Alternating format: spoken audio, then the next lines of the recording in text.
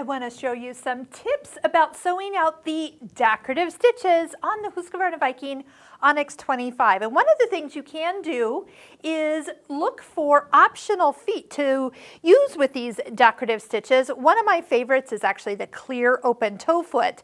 But I'm going to explain the difference between which foot is the standard foot and which foot is ideal that came with it. And then show you this nice foot that is completely cut out so you can see where you're going. Now, I do love decorative stitches. By the quilt you see in the background, that's our Stitching Cosmos online course. That course contains lots of techniques that you'll learn about your machine and, of course, using all those decorative stitches. Now, we've put links below this YouTube video where you can check out that course for free and see if that would be something to go on into to help expand your sewing world, from different sewing techniques, lots of different presser feet that you can add to this very easy to use Husqvarna Viking Onyx 25 sewing machine. So I actually have switched over to some variegated thread because it's fun, and it has a smaller end, so I've switched over to the smaller spool cap, and when you see it on this denim, it'll be really, really fun. Right now we're just on a straight stitch, so one of the things that we'll probably want you to do is we're going to set the stitch width to as wide as it will go. And on this machine we can get 6mm wide decorative stitches. That means any of the stitches that you pick on this dial are going to be at their widest setting. So no matter where you start, and I'm going to just kind of go over to, how about the one with it kind of looks like little checkerboards, and then the scallops are fun, and of course these are great too because they almost look like quilting stitches, so you have lots of opportunities. But when you take a look at these stitches, they are going to be reduced in stitch length, so we'll end up turning this between 0 and 1, so they're nice and satin stitch filled in. But when we talk about the right foot to use, your A foot, your regular foot, has just a minimal cutout on the back side here, compared to the B presser foot, which has a completely cut out back. So as a stitch becomes very dense, it needs a place to go. So first off, we're going to do is switch over to the B presser foot, and that's just something to kind of keep in mind, but do remember to switch back when you're doing regular straight stitching, regular sewing, to the A foot, because that is the one that's recommended. So on the clear foot, the one that actually is optional and probably one of the most common first feet to buy when you are getting into decorative stitches, an open toe foot. And it is clear, which is kind of nice. It does have some lines to kind of help you with guiding as well, but it also has that underneath side that's cut out just like the foot that I'm showing. So how do we know what settings are good for these stitches?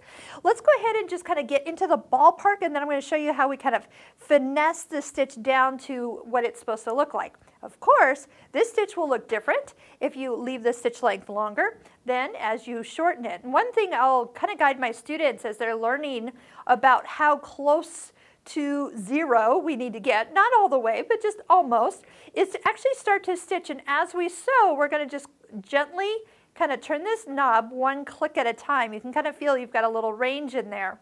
Depending on how thick your thread is, will depend on how soon it becomes filled in, and hopefully not too piled up that it doesn't move forward anymore.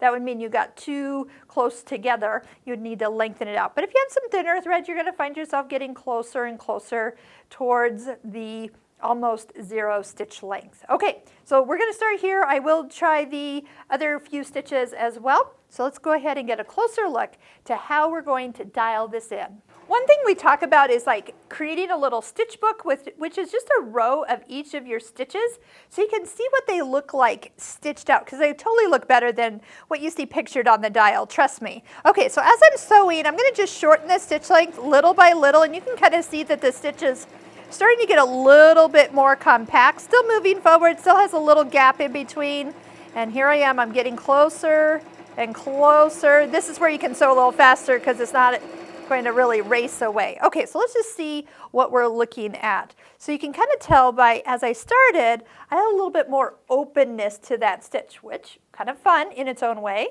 But as I shortened it up, I got more defined filled in areas with that stitch. That's what you're evaluating. So always do a little test.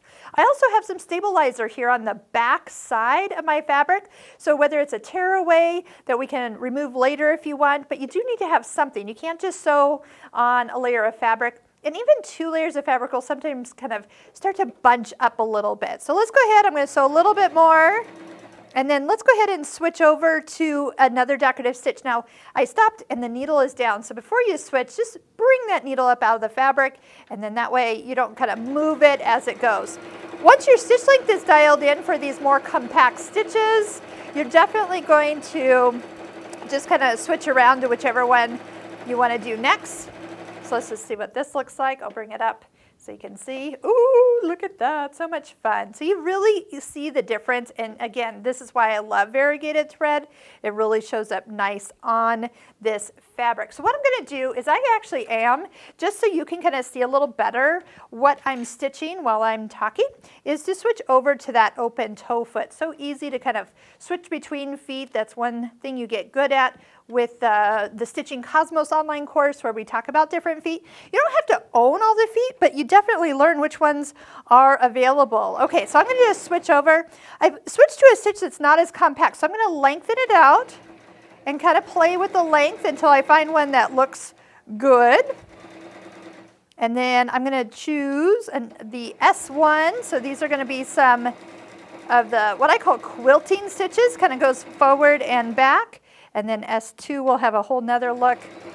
But isn't this fun to just take some time, pick out a stitch, sew it, maybe put some fun colors of thread on. And again, denim is so much, you don't realize how neat that pop of color is on denim, but that is something I do recommend for our students as we go. So just go through your dials, pick each of the stitches, do the first one, the second one, the third one, try out different stitch lengths, and don't be afraid to try out some of those utility-like stitches with variegated threads because they do look totally different than just being plain old utility stitches. So have some fun, try out some decorative stitches. Head to your local Husqvarna Viking store, pick up this foot. You can see it's so much easier to be following, especially if you're doing an applique or going around a shape on your fabric. You can definitely see where you're going at an instant. And that is what we're talking about for having some fun with decorative stitches. Check out this link to the how to make a stitch book at the end of this video, and you can even learn more about ways to use your decorative stitches.